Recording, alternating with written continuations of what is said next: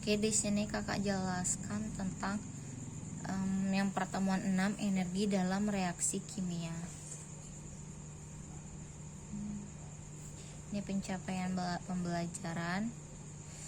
Nah, ini materi yang dipelajarin ada 8. Ini sifat-sifat energi dalam atom dan molekul, energi panas, perubahan energi dalam reaksi kimia apa saja, pengantar termodinamika, kemudian entalpi reaksi kimia, kemudian kalorimetri, dan terakhir itu entalpi pembentukan standar.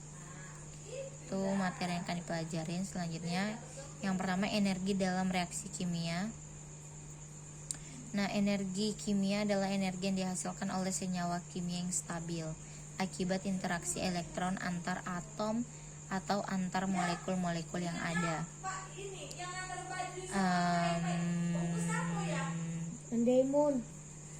Selanjutnya beberapa istilah dalam ini. Yang pertama, energi dalam, itu disebut Li. Yang kedua, temperatur, kemudian panas, lalu setelah itu kerja, terakhir itu entalpinya. Nah, contohnya misalnya entalpi itu merupakan kemampuan sistem untuk memberikan energi yang berbentuk kalor, yaitu energi panas dari sistem ke lingkungan pada tekanan tetapnya. Oke, selanjutnya jenis dan bentuk energi. Adapun jenis-jenis dan bentuk energi itu, energi, kita harus tahu dulu apa itu energi kan. Energi adalah kemampuan untuk melakukan kerja. Nah, kerja itu adalah usaha yang diberikan pada suatu objek, sehingga beberapa bentuk energinya tuh ini ada 1, 2, 3, 4, 5, 6.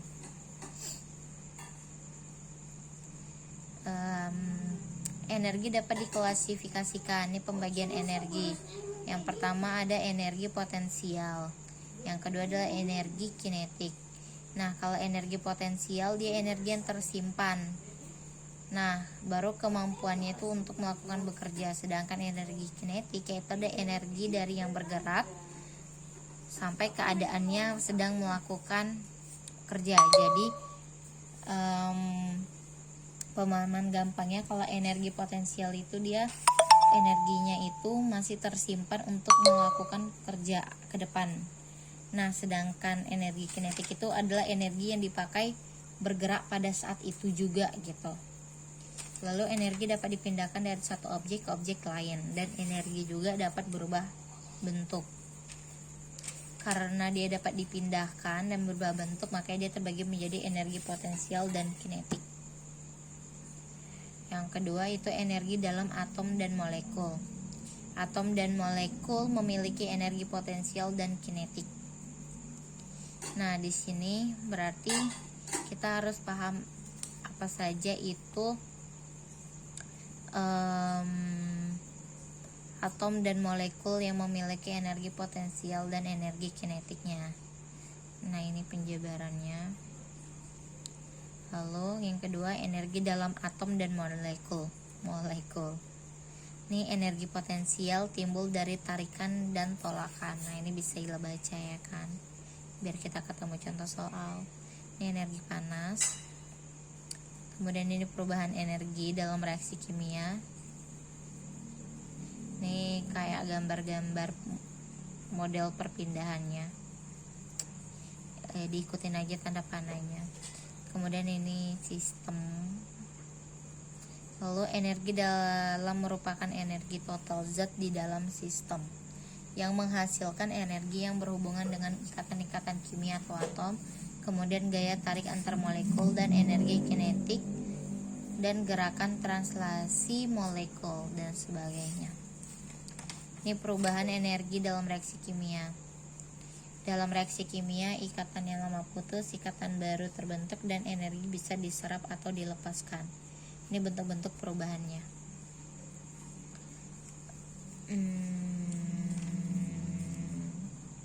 Oke, satuan energi.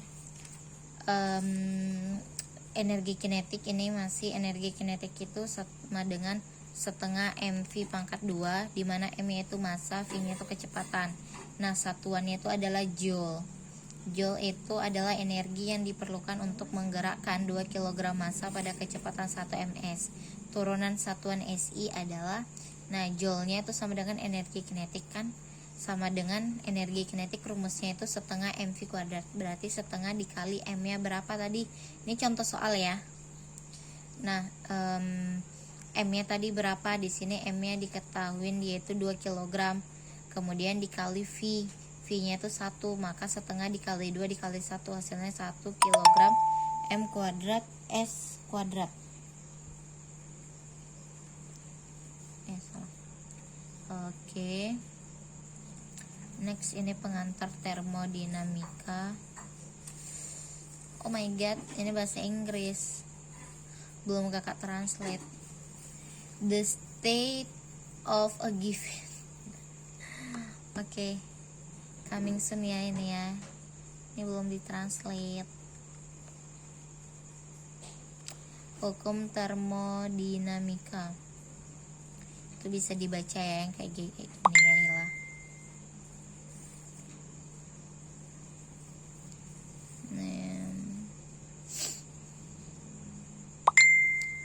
Ini mana tadi? Nih. Nah,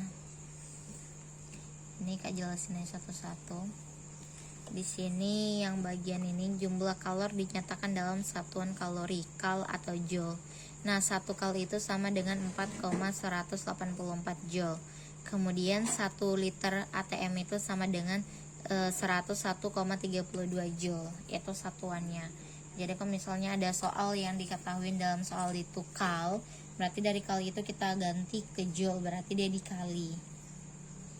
Begitu juga dengan yang ini. Oke, selanjutnya ini rumus untuk hukum pertama pada tekanan tetap. Ini rumus kesimpulannya. Q sama dengan delta H. Kerja.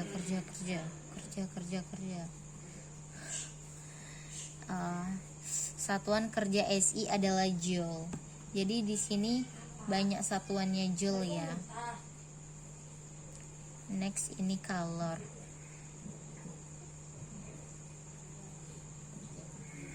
Ini juga kalor. Tuh. Massa X kalor jenis X perubahan suhu 7,4. Oh, itu gambar di 7.4 kapasitas kalor. Jadi ini harus disesuaikan dengan gambar yang ada gitu.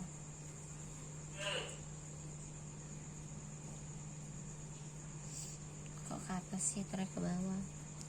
Ini kalor, penemuan kalor spesifik. Oke, ini soal. Oh, ini soal berarti penyelesaiannya belum gitu. Oh, ini soalnya.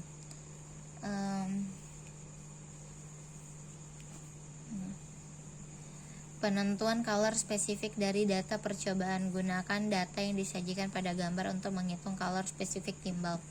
Pertama, gunakan persamaan 7.5 untuk menghitung Q air. Q air itu rumusnya 7.5, kalau nggak salah tadi ini di atas ada sih. 7 ini Q. Itu rumusnya untuk persamaan 7.5. Maka di sini Q air sama dengan 50 gram air dikali 4,8 joule per gram. Nah, ini sama dengan 28,8 dikurang 22,0 derajat Celcius. Nah, hasilnya tuh 1,4 dikali 10 pangkat 3 joule.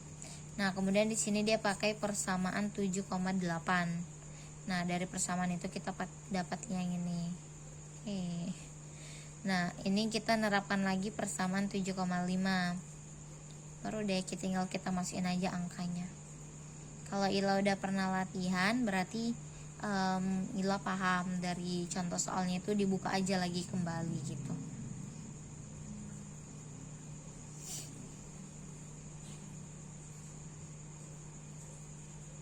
Nah, ini kan nih datanya tuh diambil dari sini ya Ila. Kemudian ini penjabarannya. Jangan bingung ini soalnya mana Kak, kok ada penyelesaiannya aja ini soalnya. Ini soal kan latihannya.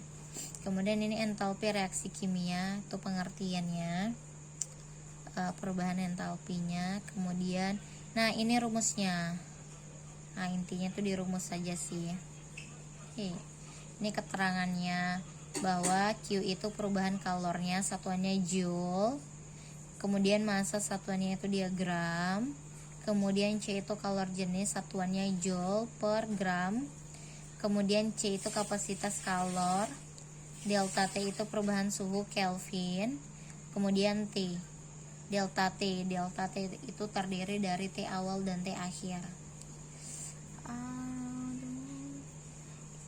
Ini soal ya tersebut. Berarti penyelesaiannya HCI. Ini penyelesaiannya soalnya, kita baca dulu soalnya. Coba kita kecilin ini biar dapat. Oke. Nggak nampak deh. Oke, I'm sorry. Di sini soalnya 50 ml larutan HCI 1 m yang suhunya 22 derajat Celcius dicampurkan dengan 50 ml larutan NaOH 1 m yang suhunya 22 derajat Celcius. Pada reaksi tersebut terjadi kenaikan suhu sampai 28,87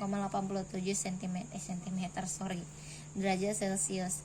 Tentukan delta H netralisasi dan tulis persamaannya. Nah, di sini kita bikin dulu nih diketahuinnya.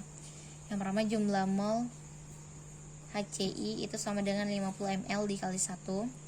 Itu hasilnya 50 milimol. Nah, milimol itu diubah ke mol, berarti dia dibagi sehingga hasilnya jadi 0,05. Yang kedua jumlah mol NaOH itu juga satuannya mol. Yang kemudian volume larutannya diketahui 100 ml.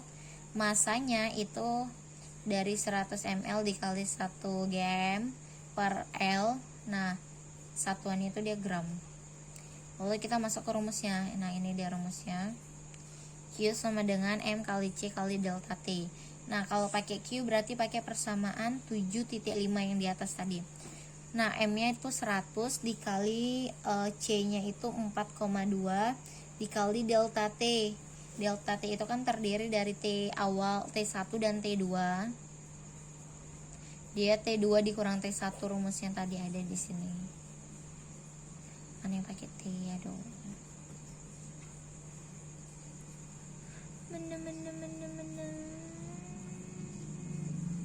Kok nggak ada. Ini bukan. Pokoknya tadi ada kayaknya Ila, atau kakak salah nengok kliknya lagi. Ila bisa lihat T itu udah terdiri dari 2, yaitu T1 dan T2. Nah, ini untuk persamaan nilai Q nya yang dipakai ya.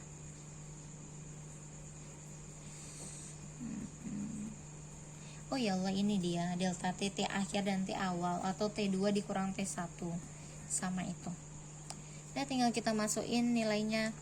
Dapat nih nilai Q nya, kemudian kita cari delta H. Delta H itu sama dengan min Q, maka min 2,8857 kajol. Dan lalu untuk delta H reaksi untuk 1 mol itu ini dibagi punya mol H2O. H2O tadi molnya berapa? Nih 0,05 kan nilai molnya diketahuin, maka dibagi 0,05, ada hasilnya segini. Udah, ini persamaannya. Maaf. Kita hapus dulu. Nggak bisa. Mending hapusnya. Oke, ya udahlah ya. Nggak apa, tercoret dikit. Oke, next. Contoh soal lagi, bila 50 ml larutan NaOH 1 m direaksikan dengan 50 ml larutan HCI 1 m ke dalam alat kalorimeter menyebabkan kenaikan suhu pada kalorimeter dari 29 derajat Celcius menjadi Nah,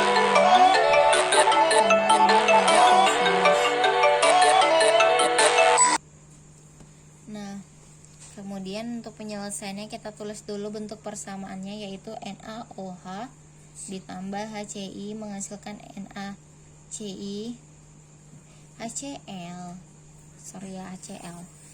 Kemudian H2O. Nah, ini pakai Q juga ya. Ini rumusnya, udah tinggal kita masukin aja rumusnya. Itu dapat hasilnya. Oke. Coffee cup kopi. Anda diberi 2 macam larutan di bawah ini. Kedua larutan segera dimasukkan ke dalam kalorimeter coffee cup dan diaduk, sehingga terjadilah reaksi ini.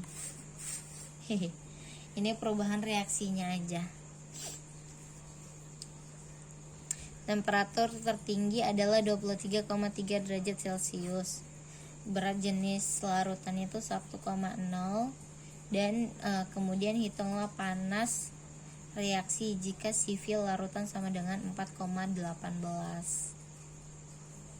Nah, dari hasil reaksi ini hasilnya kan. Kemudian ini kita selesaikan.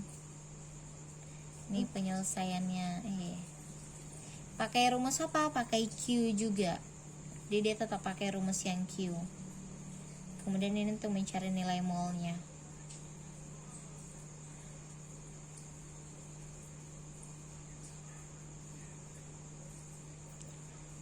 Ini bentuk persamaannya dalam penetralannya.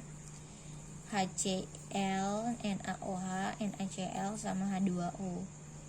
Ini 56 kJ per mol. 1,4 tadi itu kan dari yang di atas ini. Min 1,4 ya nih. Kemudian dibagi ini molnya. Dapat deh. Berarti penetralan itu rumusnya mol per jumlah energi. Berarti Q per mol.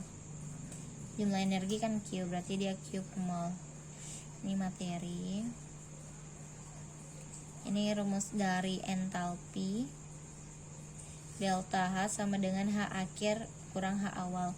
Kalau udah delta itu dia rata-rata akhir dikurang awal atau H2 dikurang H1, sama seperti tadi yang delta T akhir dikurang T awal. Ini delta V derajat. Ini entalpi standar. Kalau dia standar ini ujung ide ini N. N ini dinyatakan nilainya 0 ya kalau dalam bentuk keadaan standar. Jadi pangkatnya itu 0.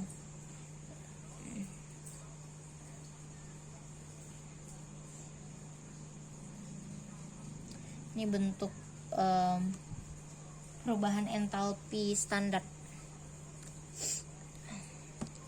2ZnS 2 ditambah 3O yang bernilai 2 menghasilkan 2ZnO ditambah 2SO. Jika entalpi membentuk standar ZnS dikali ZnO berturut-turut adalah min 2,0 202,9 per mol dikali min kok dikali koma, ini kan juga nilai komanya, min 348 dan min 296,4, maka entalpi pembakarannya itu 97 gram. 97 gram ini dapatnya dari si nilai MrZNS. Jadi 97 ini dapat nih 9,7 dapat dari ZNS. Atau mungkin ini dikurang ya. Coba nanti kita cari. Belum ada Kak buka sih. Ini standar pembakarannya. Oh, ini sama dengan ini. Ini sama ya, sama ini. Tidak berbeza. Nah, di sini delta H reaksi yaitu kita harus tahu mana yang dia produk, mana yang dia koefisien. kemudian mana yang dia reaktan, mana yang dia koefisien. Nah, dari persamaan ini produk itu kan yang dihasilkan, maka produk itu pasti di antara mereka berdua, ya kan. Nah, produk itu terletak di awal sini, ini namanya produk. Kemudian kalau koefisiennya itu ini, jadi dari produk ditambah koefisien, lalu reaktan yang ini. Nah, koefisien dari reaktan ini, jadi produk itu dia dari sini diambil. Nah, kalau di sini udah produk, maka ini koefisiennya. Kalau ini reaktan, ini koefisiennya. Koefisien itu mengikut dari yang sebelahnya, unsur senyawa sebelahnya. Ada tinggal kita masukin nilainya. Ini rumus delta H ya.